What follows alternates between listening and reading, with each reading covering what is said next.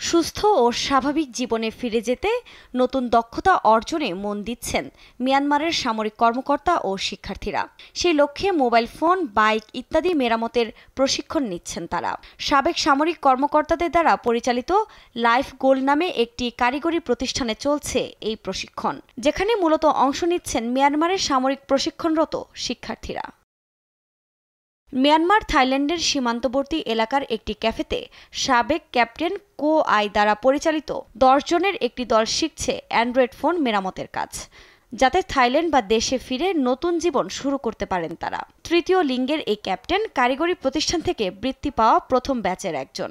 দেশে শান্তি ফিরলে এই দক্ষতা কাজে লাগিয়ে তিনিও স্বাভাবিক জীবনযাপন করতে চান। তিনি আরও বলেন, সবার মাঝে আশা জোগানোই তাদের প্রধান লক্ষ্য। এই প্রতিষ্ঠানের অন্যতম পরিচালক নাউং ইও বলেন, মিয়ানমার গৃহযুদ্ধের ৪র্থ বছরে পা দিয়েছে।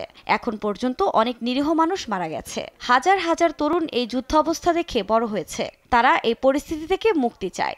সর্বশেষ ২০২৩ সালের ডিসেম্বর মাসে প্রায় ১০,০০০ পুলিশ ও ৩,৯০০ সামরিক বাহিনী পালিয়ে আসেন। তাদের বেশিরভাগই নতুন জীবন শুরু করতে চান বলে জানান তিনি।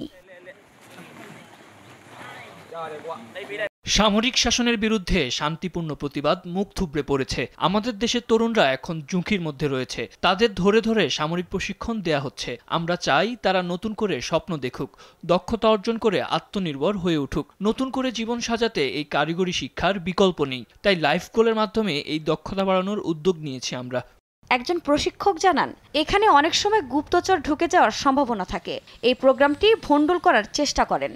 তবু এই কর্মকাণ্ড তারা চালিয়ে যেতে চান, যাতে সবাই সাধারণভাবে বেঁচে থাকতে পারে। তিনি বলেন, তাদের দায়িত্ব জনগণকে সেবা দেয়া। হুমকি কিংবা হত্যা তাদের কাজ নয়, কিন্তু দুর্ভাগ্যবশত মিয়ানমারে তাই ঘটছে বলে মন্তব্য করেন তিনি। ৪ বছর যাবৎ চলমান গৃহযুদ্ধে অচল মিয়ানমার। মনোবল হারিয়ে ফেলেছেন দেশটির সাধারণ মানুষ ও আইনশৃঙ্খলা রক্ষাকারী বাহিনী। প্রতিনিয়ত অস্ত্র হাতে টহল ও হত্যাযজ্ঞ দাগ কেটেছে তাদের মনে।